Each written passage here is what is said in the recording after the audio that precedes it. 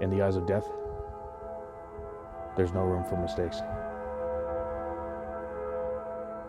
Thought I'd try something a little different for this one. And I gotta say, it was kind of fun reliving these stories again. It is my first time making a green screen video like this though, so bear with the quality. That being said, if you like this kind of video, let me know by giving it a thumbs up. In the meantime, crack a brew and enjoy. These are the true stories of my 3 near-death experiences.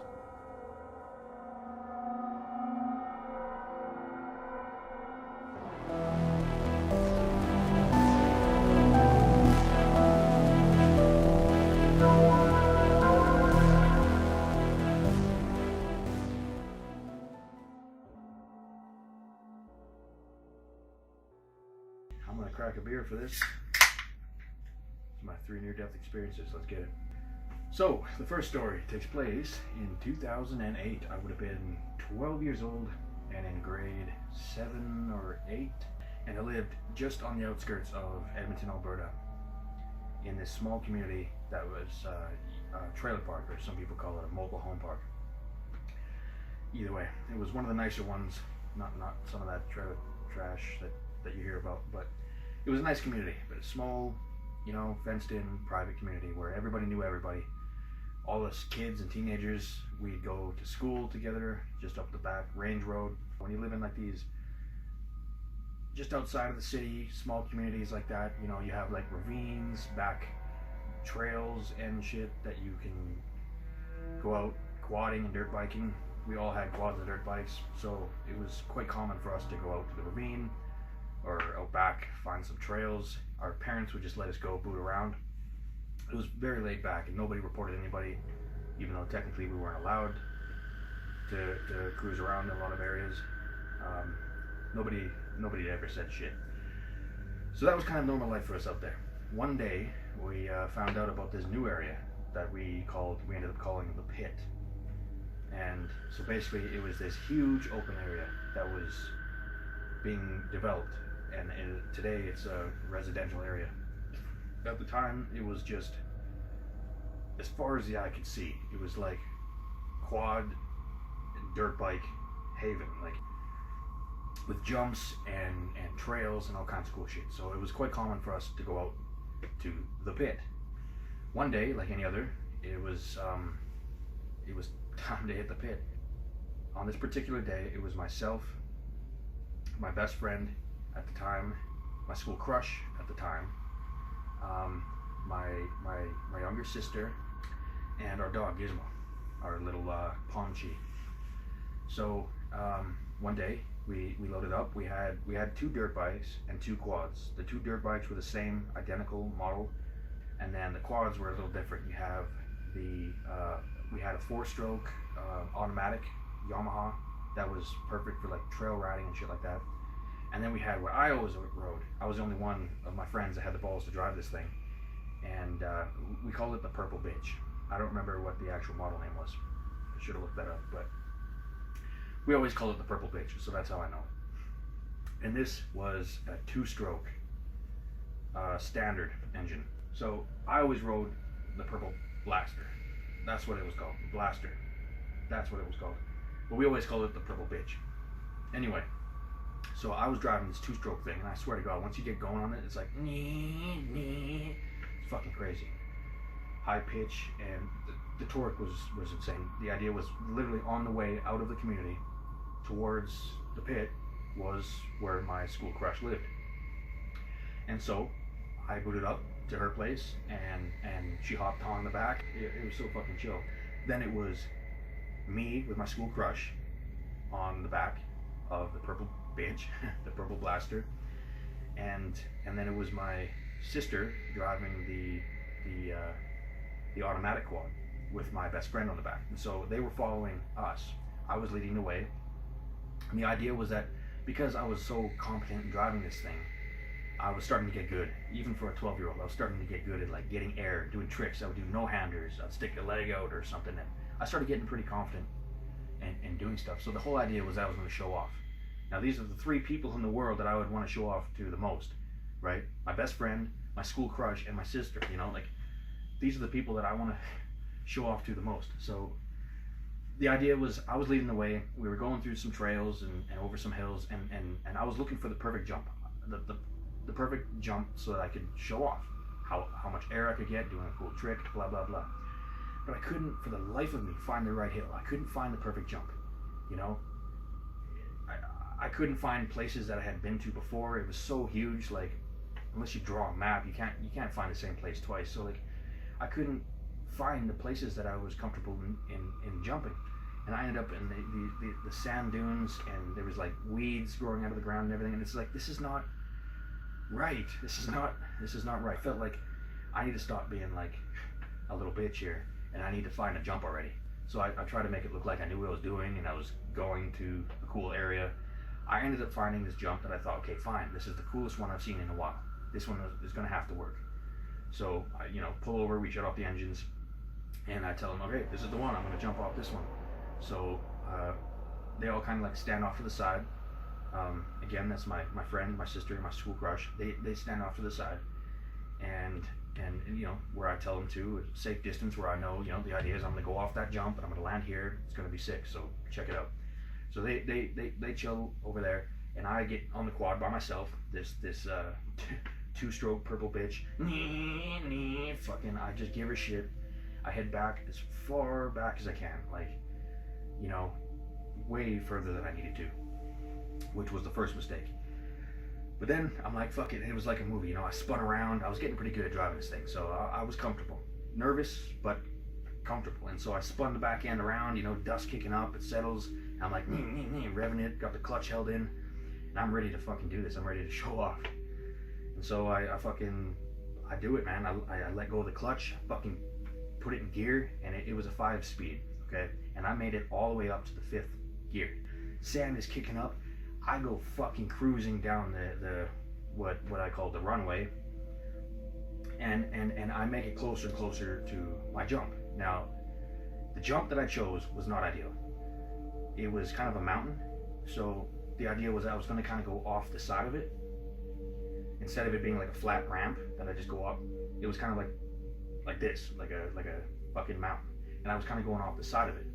And so when you do that, normally you could go like this in the air, which is not good. So when you go off a jump like that, you kind of like compensate your weight, and you know, in midair you kind of like shift it a little bit so that you land on all fours.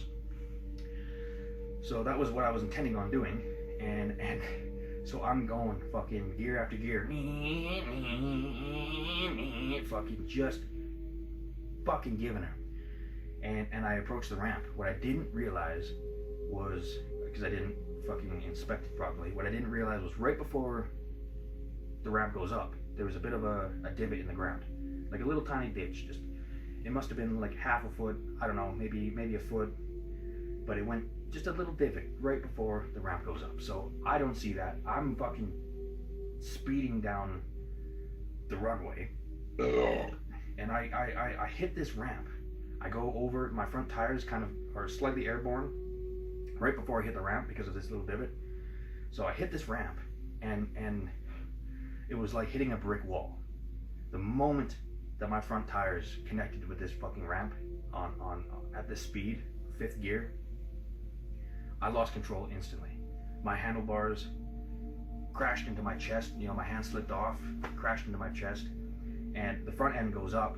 At this point, I've lost control already, and so up we go. I fucking go up this ramp, and in midair, I like disconnect from the quad because I lost my grip on the handlebars. So like, I'm like flying in midair. You know, it felt like an eternity, but it must have only been like 2 seconds or something. You know, even when people fall off a skyscraper, they're only free falling for like 10 seconds at the most. So what felt like an eternity was probably only a couple seconds, but it still huge. And so I'm going off this ramp because I lost control and I lost my gripping. I disconnect from the quad. The quad goes down, it stalls in midair, and it kind of does the sideways thing as it went off the side. And it landed on its front right tire, and sort of like when it landed, it sort of did like a cartwheel from tire to tire to tire, you know, before it landed and stalled. But when it landed on its front right tire, I came behind it and landed right on the back of it. Right on my chest. I landed right on the back of it. And when it did its cartwheel motion, it kind of launched me off into the sand. I go rolling into the sand. The quad does its cartwheel thing for a few rotations and then stalls and stops, lands on all four. I'm rolling into the fucking sand, and I have never been so winded in my life. I could not breathe for what felt like fucking 10 minutes. I could not breathe. And my friend, my sister, my crush, they all come running over trying to help me. It was like a movie. My friend was trying to help me up. I'm smacking his arms away like, fuck off, like barely trying to breathe here. And I had sand everywhere. I had sand in my mouth. I was chewing on it. I had sand in my eyes. Every time I blinked, it was like sandpaper. I had sand in my hair, fucking my clothes, everything. It was just, I was half buried alive. And I couldn't breathe. And I'm spitting up dirt and sand and rocks. And everybody's flipping out. And so finally I catch my breath. I get the sand out of my eyes, my mouth and everything. And fuck me, that was insane. And we ended up looking for my shoes, which we never ended up finding because they were gone, man. My shoes were gone. Like, we assumed that they must have been buried in the sand somewhere, but we never found them. We dug everywhere. Once I finally recovered and I could stand up, my chest hurt, but finally I was able to stand up, I was able to talk, I was breathing, I got the sand out of my eyes.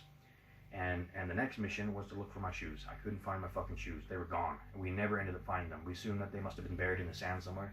We never ended up finding my shoes. Gone. I walked or rode the purple bitch back home with no shoes. They were gone. I never found them again. Anyway, that was that. I kind of kept it easy for the rest of the day. I tried to play it off cool. Like, well, that was a fuck up. A little embarrassing. But, you know, it is what it is. It wasn't until, you know, about a week or two later when I kept having this pain in my chest. It wasn't going away. Like, every time I took a deep breath, it was like heartburn, but like times a fucking 100. Like, it was painful. I couldn't take a deep breath. And finally, I'm like, you know what? I know I just had a brutal accident. My chest is hurting. So I tell my parents, I go to the doctor, I get an x-ray, and it turns out I got a cracked rib. Now, what I was told by the doctor was that a cracked rib, supposedly, actually hurts more than a broken rib. So there's that. The reason I call this a near-death experience, though, is because not only was I told by the doctor that if I had broken my rib, it would have potentially hurt less. At the same time, the rib that I had cracked was right above my heart. So potentially, if I had landed harder, if I was going faster, if I had landed slightly at a different angle, whatever, I potentially not only could have broken my rib, but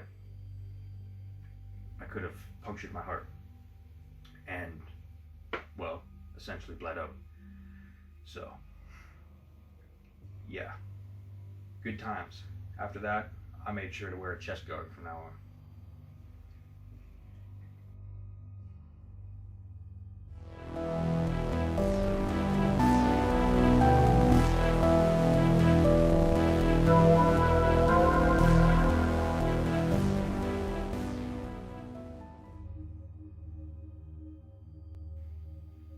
Alright, so the next one takes place in 2013. I would have been 17 years old and I believe in grade 11, and now I'm living in Calgary, Alberta. One night, it was me and a friend and a couple that we had just met that night because we were out parkouring. So if you don't know, parkouring is like basically when you climb shit, jump off of shit, land on other shit, flip off of things, whatever, right? It's just jumping around, parkour. So one night, me and my friend were out parkouring. We met this other couple and they joined us. And I brought us to this parkade. So a parkade being, you know, an indoor structure where cars park on multiple levels. So we go to this parkade where we were just kind of hanging out and having some drinks. And we made it to the top level. It's pretty easy. We just walked up the stairwell. It was 5 stories high, and the way that this particular parkade and many parkades work is you kind of have like layers that go like this.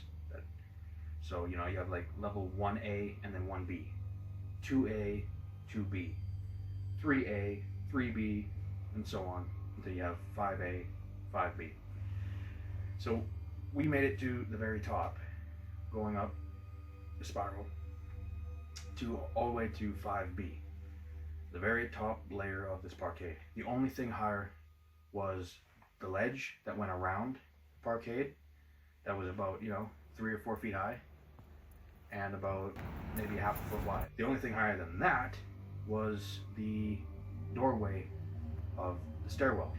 And so there was this tiny little structure, which was like a doorway that led down to the stairwell. So that was the only thing taller than anything else on level 5B was this doorway.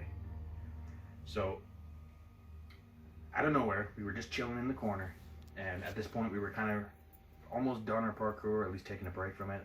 We were just kind of hanging out, we were having some drinks, just chilling, and out of nowhere, I swear to God, it sounds like a cliche, but out of nowhere I was just like, hold my beer, because I had this idea, and I literally handed my beer to my friend and said, hold my beer. Immediately I turn around, I had this brilliant idea. I turned around and I jumped up on the ledge. So the 3 to 4 foot by half a foot wide concrete ledge that was separating the floor we were on to certain death, 5 floors below. Out of nowhere, I hop up onto this ledge. There's some loose gravel on the ledge, so I'm already kind of like, whoa, easy, but I'm here to show off. So I hop up on the ledge, I turn around, and I go to jump up and reach up to the doorway ledge, right? Which is the absolute highest point of this parkade. So I want it to be like, yo, look at me, I'm on the highest point, right? Didn't quite go as planned. I go to jump up to the doorway ledge. Now that I'm standing, right before me is a plummet to my death, 5 floors. But I turn and I jump to grab onto this doorway ledge. And I jump up and I grab it, but what I was not anticipating was that there was going to be loose gravel on the top of that fucking ledge as well. So I reach up, I jump, I grab it, and the loose gravel on the ledge caused my hands to immediately slip right off. I had my foot kind of like on the wall because I was going to like grab it and then like kind of like crawl up and then lift myself up. So basically I had my 2 hands that slipped off the ledge while 1 foot was kind of on the wall, anchoring myself. It sort of pushed me back, and then with my left foot I went to land back on this half a foot concrete ledge, and I did. And the moment that my ankle made contact with this fucking ledge, it rolled. Okay, I sprained my ankle, and it was like so bad because I was falling a couple feet. I sprained my ankle, and it was like a shooting pain that went up my leg instantly. It was so bad. And I had at that point 1 of 2 choices: to either fall to the left, which would have been only a few feet, or to fall to my right, which would have been 5 floors to certain death. I kind of sprained my ankle, slipped, whatever. I was hanging on. I was halfway on both sides, and this happened within a split second. From holding my beer to dangling off the edge of this building must have been like 3 to 5 seconds. I hopped up, jumped up, slipped off, sprained my ankle, and now I'm hanging on for fucking dear life. My friends come running over. They're like pulling me over and shit. They're freaked out, and I'm just laughing it off, even though I'm in excruciating pain in my left leg. But I played it off like it was nothing. Continued to parkour that night, and the next morning, after sobering up and thinking about what just happened, I got out of bed, and like the moment that I stepped onto the ground, I got out of bed and stepped on the ground, my leg it was a shooting pain that just went up my leg. I was like, okay, this is fucked. So go to the doctor once again and find out that not only did I fuck my ankle over by spraining it, but similar to my cracked rib, I was told by the doctor that if I had broken my ankle, it would have hurt less than spraining it. That's what I was told. But I sprained it. And I didn't tell the doctor the circumstances behind the injury. I just said that I was parkouring with friends.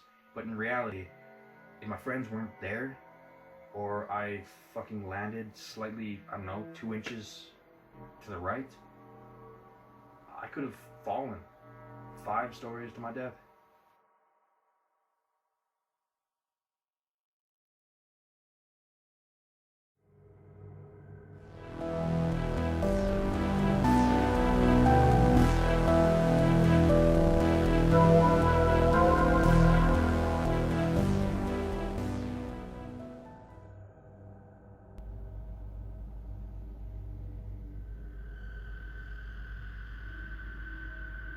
Okay.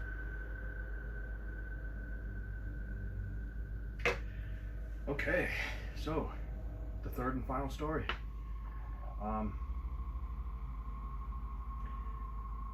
This one was one of the most insane experiences of my life, honestly.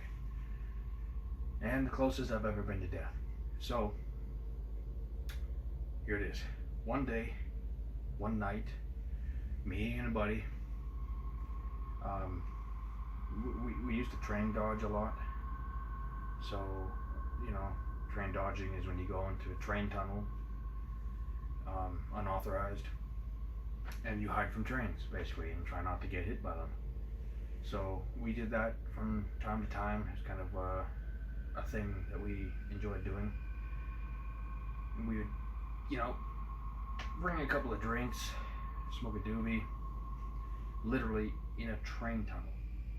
So, you know, if that's not asking for trouble, I don't know what is. But anyway, this one time, we decided to stretch the envelope and do a tunnel that we had kind of had our eyes on for a while. We're a little afraid of doing because of how big it was. So it was like a very long tunnel. So, you know, most tunnels that we had hit at that time, it was easy to escape from the tunnel as soon as we saw the train coming. This one was a little different. Much longer, much deeper of a tunnel. And basically what happened was we got to, we took the train to the station that we were supposed to get off at.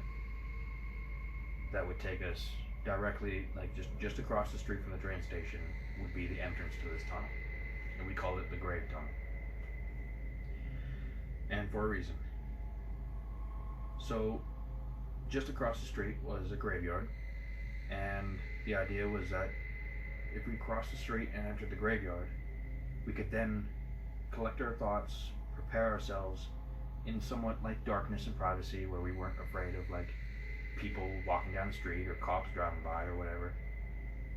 And so there, under like a tree, we could kind of collect our thoughts, make sure we got all our shit packed in our bag, and we were like ready to pull this off.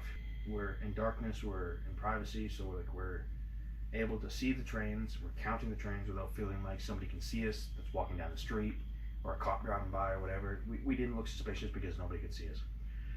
So once we felt like, okay, that train just went and that train just went, we should be good, right? For like, I don't know, hopefully at least 10 minutes. So once we decided, yep, this is the time, we stopped mid-conversation and we climbed the fucking chain link fence, hopped over, went down like this little grass hill, and then it dropped off a couple feet, and suddenly we were on the rocks. The rocks where the tracks were. There was a track on this side, track on this side, only a handful of feet away from each other, and we started marching, like jogging towards the tunnel, hoping that the train station that was just across the street behind us, you know, hopefully nobody would see us, right? And so we were kind of like jogging but not running, trying not to look too suspicious, but we were also nervous as fuck. So we head towards this tunnel, and all we see is on the left side there's one tunnel, and on the right side there's another tunnel, and each tunnel is separated by a concrete wall that goes all the way through the tunnel. So both tracks are basically separated by a huge concrete wall. So there's 2 tunnels basically. And so as we approached the tunnels, with the dark narrow tunnel on the right side and the lit up tunnel on the left side with that ledge, we knew that we would be going into the left tunnel. Now each tunnel, we were on the inbound track, and then there was the outbound track. Now the Outbound track we said we would stay away from, because that track entered a dark tunnel with nothing on either side. It was just a dark tunnel that led into nothingness, and we were like, fuck that. On this side, on the other hand, we had it was the inbound track that was coming towards us as we were running in. This tunnel was lit up. Not only was it lit up, but on the far left side there was this ledge on the ground, and on the far left side there was this ledge that was about 2 feet high, 2 feet wide, and it was basically so that maintenance workers could, walk on it and be safe from the train. So clearly we chose the left tunnel that was lit up. It was inbound, but it was lit up. We had this ledge we could walk on, and we ran down this ledge until basically we were around the bend in this tunnel, and we feel like we're far enough around the bend that we can't be seen by anybody on the street or at the intersection or at the train station. So we were in the tunnel now. We were around the bend, we were in the tunnel. What we noticed as we were running along this ledge and deeper into this tunnel, we see on each side of the tunnel, on our side, on the ledge, there's like every now and then there's like a fire hydrant kind of thing. So we had these fire hydrants on the left side where we were running along this ledge, and then on the right side of this tunnel there were these huge, every now and then there was these huge steel doors, huge steel doors that went from the floor to the ceiling of this tunnel. And talking like the whole crank lever thing, you crank over the lever, you pull it over, it screeches, and so we were running deeper and deeper into this tunnel as we go around the bend. Here's a fire hydrant, right? And then you keep going further, and then on this side there's a huge steel door, but then you keep going, there's the fire hydrant. And at one point, as we went further and further, we found a spot where there was a fire hydrant right across from a steel door. So we felt the safest at that point. We were around the bend far enough. We were only maybe a quarter way through the tunnel, but we were out of sight from where we came from. And on this side there was a huge steel door, so we cranked it open, slid it open, and it screeched and it echoed through the tunnel, but we opened it. And on the opposite side of the track where this ledge was, where we were running, there was this fire hydrant. So we had a fire hydrant and an open doorway on either side. So we felt safe there, because we could either hide on this ledge next to the fire hydrant if a train came, or we could just kind of like just slightly enter the other side into the dark tunnel. In the inbound tunnel, we heard the train coming from the far end. We were only about a quarter way through, so the moment that the train coming towards us in our tunnel on the left side, when as soon as the train came, we heard it enter the tunnel immediately, and we had several seconds, must have been 20 seconds or so that we had from the moment we heard the train enter the tunnel to the moment that the train would reach us. So once we heard the tunnel, heard the train in the tunnel, it was very obvious. It was very loud. We knew it was coming. We were playing tunes and drinking, but we heard it clearly. And as soon as we heard the train, we would stop what we were doing, and we'd hop up onto the ledge. We'd go flat against the wall next to this fire hydrant, and the train would right past us. Like, it was so intense because we saw the light shining on the wall as it got closer and closer, because it was coming around a bend. It wasn't a straight tunnel, right? So it was coming around a bend. We saw the lights on the wall first, and it came around this bend and right past us. We were like crammed up next to this fire hydrant. It was insane. We did that probably 3 or 4 times, and we started to get a little cocky. We started to get a little confident in ourselves and what we were doing. So what do? We fucking stretched the envelope even further. And it was originally my idea to come up with this stupid fucking game. It was a brilliant idea, but it was a fucking stupid idea. And together we kind of came up with the rules to this game. Ultimately, the rules of the game that we agreed on was basically, it was pretty simple. We were sitting down on this ledge, on the ledge, on the left side, on the ledge that we were walking on. We were sitting down. Our feet are on the track, right? And so what we did was, the idea of the game was that I would untie both of my shoelaces, and my buddy would untie one of his. And we were right across from this steel doorway. So we would close the door instead of having it open enough to fit through like we originally had for safety reasons. The idea was we'd latch this steel door that led to the dark side. We'd close and latch it, and then we'd come back, we'd sit next to our fire hydrant, on this ledge with our feet on the tracks, and I would untie both of my shoelaces, and my friend would untie one of his shoelaces. And the mission was, as soon we would just hang out, listen to music on our phones, we would chat, we were drinking, just hanging out. But the idea of the game was the moment that we hear the train enter, like we did a few times before. As soon as we hear the train enter, game is on. That's starting point. So as soon as we heard the train enter, we stopped mid-conversation and we went to our game. The idea was that he would tie his one shoelace, run across the tracks, unlatch, crank open the fucking door, and make his escape into the dark side tunnel. Whereas I was supposed to tie both of my shoes. While he was tying his one and unlocking the door, I was tying both of my shoes, and then I would proceed to run through the door. Fucking... So we're hanging out, we're drinking, we're listening to tunes, and then there it is. We hear this fucking train enter the tunnel. We stop mid-conversation and we go to tying our shoes, right? Like literally sitting on this ledge with our feet on the track as we hear the train coming, and my friend manages to tie one shoe, I manage to tie one shoe. My friend then, runs across the tracks as per our mission. He runs across the track, and he goes to unlock the door. He cranks it open. It screeches. I can barely hear the screech over the train getting louder and louder. And I'm down here trying to tie my second shoe. And for the fucking life of me, I cannot tie it. I'm fumbling. I try the bunny ears.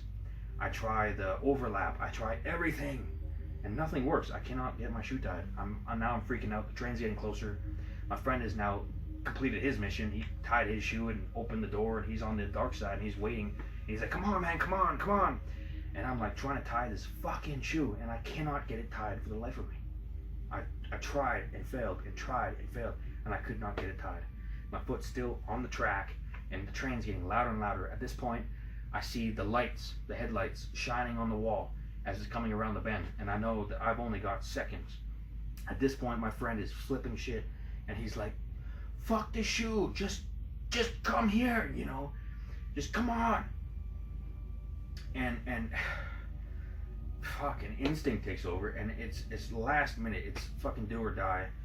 I finally say fuck the shoe. I jump across the track, and as I'm jumping across the track towards the opening of this doorway, I see the train coming around the bend, and it's going full speed down this tunnel. So I had a split second, and I saw the fucking thing. And it was coming around the corner, and it saw me too as I'm jumping across the tracks with a fucking untied shoe. I enter through the doorway safely. I make it through. Just seconds later, this train comes barreling through the tunnel, and once it sees me, it lays on its horn, and not just a little meet like you hear sometimes. Like, it laid on like a siren. It was so loud, plus the fact that we were in this confined tunnel, it was so loud that I couldn't scream to my friend. It scared the fucking shit out of him. The whole thing, me almost getting hit, the fucking siren of this train. He goes running deeper into this dark tunnel that he's now in, because he went through the doorway. So now he's running deeper into this dark tunnel. The one thing that we said we would not do is go in the dark tunnel. And he's running deeper and deeper. The siren from the other train, as it passes on the other side, is going off.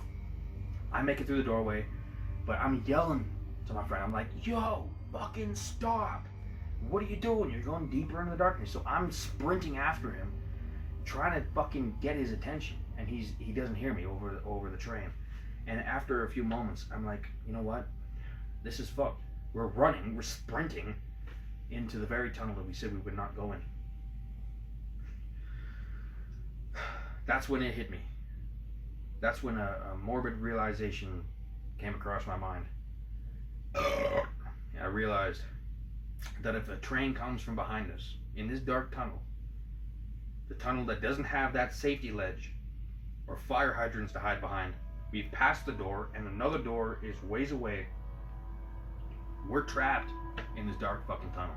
And I thought to myself, if a train comes, we're fucked. And man, I look back as I'm like running, I look back,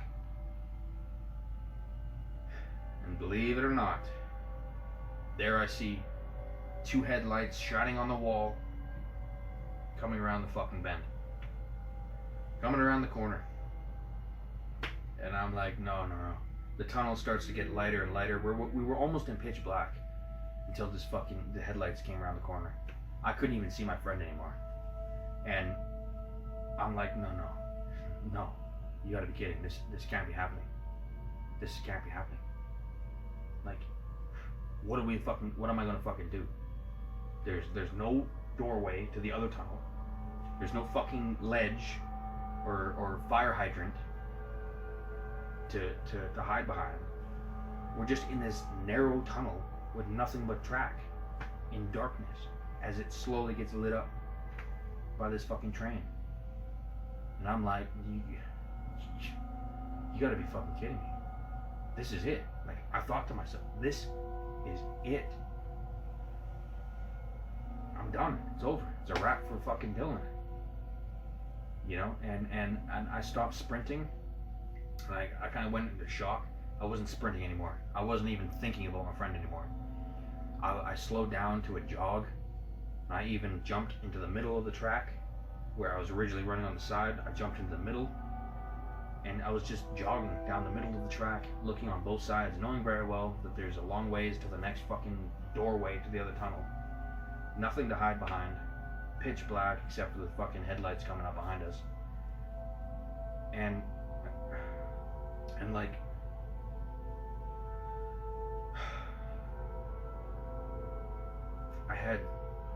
I had moments, seconds, many seconds to think about what was about to happen. It must have been 30 seconds, 30 to 60 seconds, because the train was a ways away. It couldn't see us, but I could clearly see it. And I'm jogging down the middle of this track, and I'm looking on both sides going, what the fuck am I gonna do? Like, this is it. Like, this fucking train is about to fucking kill me. Like, there's nowhere to go. It's like concrete wall on both sides, right? And I remember thinking, I had enough time to think about everything. Not only the fact that I was about to die, I was thinking about how my family would remember me. This is how they would find me. I remember thinking, I just hope it's quick. I just hope it's quick. I hope it doesn't drag me and I suffer, you know? Just kill me. I wasn't even trying to get away from the train anymore. I was accepting what was about to happen. And I was just hoping it would be quick.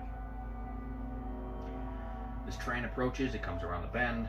As I'm looking back every now and then, I see, as it comes around the bend, I see one headlight poke around the corner. And then I see the second headlight poke around the corner. It's shining up on the wall. It's lighting up the tunnel. I'm hoping it sees us. I already know, though, that it's going too fast, that it won't be able to stop in time. And I know there's nowhere to hide. I'm like, fuck me, I'm fucking dead. I'm fucking dead. This is it. This is how it ends. This is how my family's gonna remember me.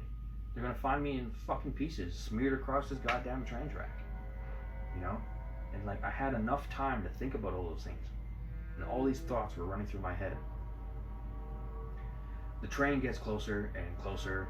Eventually it gets to the point where instinctively I jump back off the track and I go flat against the wall. Right? I go flat against the wall. This train finally sees me and lays on the horn just like the other one did. This thing is fucking so loud in this tunnel. You know, like, it's deafening. Like, and I'm like, fuck. Turns out this motherfucking train whips right past me, lays on this horn. I'm damn near deaf. This fucking train whips past me, and it turns out that there was enough space between the wall and this inbound train. This well, what we called the outbound, but it felt pretty fucking inbound to us at the time. There was enough space. The train zipped past, laying on its horn, while I was flat against the wall, wide-eyed, watching it And to this day, I still don't know how my hair didn't like catch on or anything, but the train completely passed me. And in that moment, I was like everything stopped. Now it wasn't lit up like it was with headlights. Now it was the red tail lights from the train lighting up the tunnel. And I was in this red light, and like, oh my God, I cannot begin to describe what I felt. I thought I was about to fucking die. I thought I was about to get fucking smeared along this wall or something. And the train just zips past. There was just barely enough space between me and this fucking train. It didn't even touch me. My hair did not catch on, nothing. I was fine, and the train whipped on past. And in that moment, it was like, holy shit, like air, like it was like the air fell, like everything fell. Everything was still, and everything was like, holy shit, I can't even, it's fucking me up just thinking about it. The train passes, I'm still in fucking shock. And then finally, after a few moments, I'm like, what about my friend? He was ahead of me. So I look over the other direction, like the way that the train's going at this point. I'm like, still shocked I'm alive. I look over, and as the train passes my friend, it lights him up. Now I can actually see him in the darkness. And he's doing the same thing that I was. Flat up against the wall, he's looking at me, I'm looking at him. We both got wide eyes. We're like, what the fuck? We both just barely, narrowly fucking escaped death. At that point, we turn around and we run back the way we came to the open doorway that we had for our fucking game. We make it back to that doorway, back into the lit tunnel where we came from, and we back up on the ledge on the other side of the track, and we're running down the ledge to make our escape, and we're together at this point. And we still hear the other fucking train, but finally that horn stops. The train from the dark side, the dark tunnel, it finally stops, and we hear it start to pick up again. In hindsight, we realize that it was probably just moving on, but at the time we thought it was reversing. In our mind's state at the time, we were like shocked, we were like adrenalized, pure adrenaline, and we thought the sound of it sounded like the train was coming back, like it was rewinding or something, like it was reversing back to catch us. At this point, yeah, we were alive, but now we were afraid of getting in trouble. Now we were afraid of getting caught. So we're like trying to escape, and we hear the train pick up speed again. We think it's coming back, but in hindsight, we realize it must have just been kept going forward. But we thought it was coming back. We make it through back through the way we came. We make it to the entrance of the lit tunnel that we entered from, and as we just look around the bend, we see that the first train that almost hit us, is still parked just outside of the tunnel. It's just parked, just sitting there, right where we need to go up the hill to our escape, to where we came from, over the chain link fence into the graveyard. It's just sitting there. So what we think is we have this train sitting here, the first train, and then the second train in the dark tunnel we think is coming back towards us. So we feel cornered.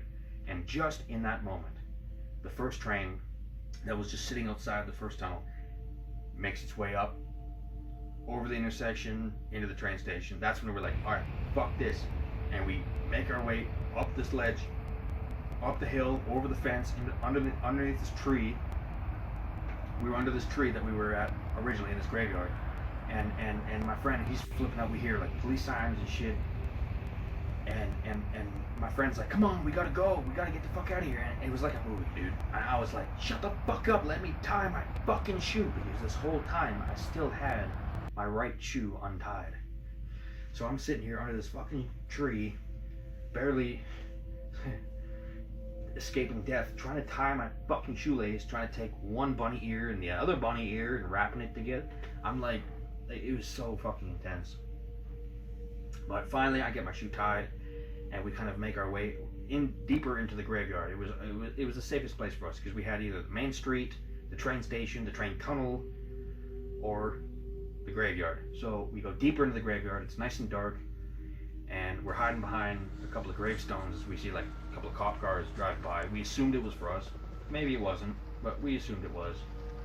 And we're hiding behind these gravestones as these cops cruise by the road. And they go past, we run out of the fucking graveyard, we jump another fucking chain link fence. We're tripping shit the whole time. We're like, let's go. Like we had somebody chasing us or something. And we realized that we just fucking escaped death. And the authority. What the fuck just happened? You know? We were so paranoid that we were like, fuck this, and we walked all the way home. But we had like a 2-hour walk home. And the whole time we were like just talking about what just happened. And the fact that we just not only escaped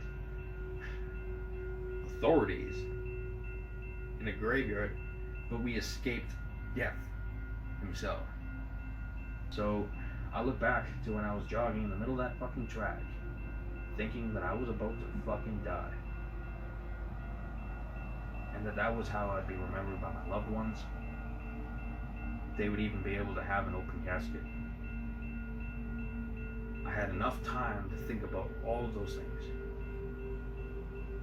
And my life flashed before my fucking eyes that night.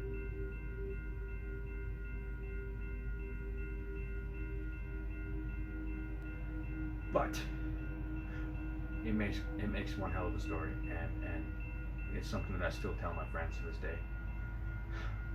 Good times, man. Fucking good times. So anyway, shit. I continue to do stupid shit after that, but nothing will ever take away the feeling that I had in that moment. I truly thought I was gonna die, and not only die, but die in a very horrific way. So